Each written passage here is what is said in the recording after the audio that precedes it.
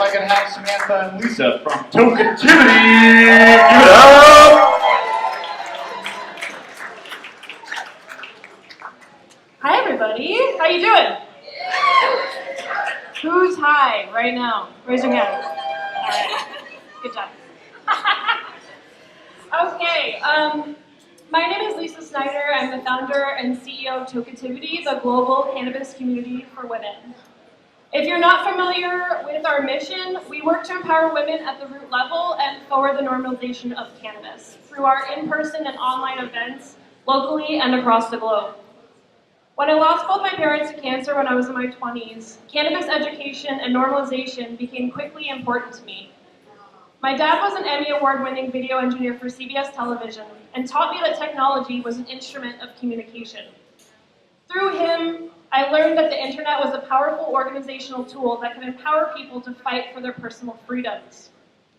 Parallel to the path of my cannabis advocacy and ongoing obsession with digital communication, I learned from an organized global festival of women when I was just 22 years old that feminism is freedom, and that freedom is not only a feeling, but it is a right. The cannabis consumption movement is one of the most important movements of our time. The freedom to consume should not only be for the white and the wealthy, or for those of us in the cannabis industry that can find our way into a consumption bus. The freedom to consume should be a right for all. It is our right to consume legal cannabis, and it should be our right to do that in a safe and legal space. As a queer woman, I've had to come out of the closet again and again.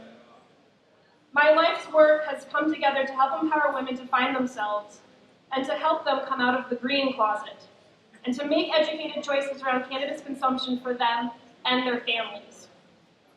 The idea of Tokeativity and what it could possibly be next leveled the moment I partnered with Samantha Montanaro, a fellow cannabis advocate and pioneer of the cannabis consumption movement. We are cannabis consumption advocates, working to educate people on the right to consume. Remember, it is your right as an individual, no matter your gender, to decide what you consume, how you consume, and where you consume it. And it is your right, there you go, as a business owner, as an Oregon business owner, it's your right as an Oregon business owner to advocate for the freedom of your customers, friends, and loved ones on what they consume, how they consume, and where they consume it. Yeah! Woo! Fired up, y'all? My name is Samantha Montanaro, and I'm the co-founder and COO of Tokeativity, and I'm also the founder of Prism House, which is a cannabis-focused design and events company. I think most of you have been to my house before, so thanks for supporting me. So normalization of cannabis is a buzz phrase often promoted by companies, including my own, and advocates alike.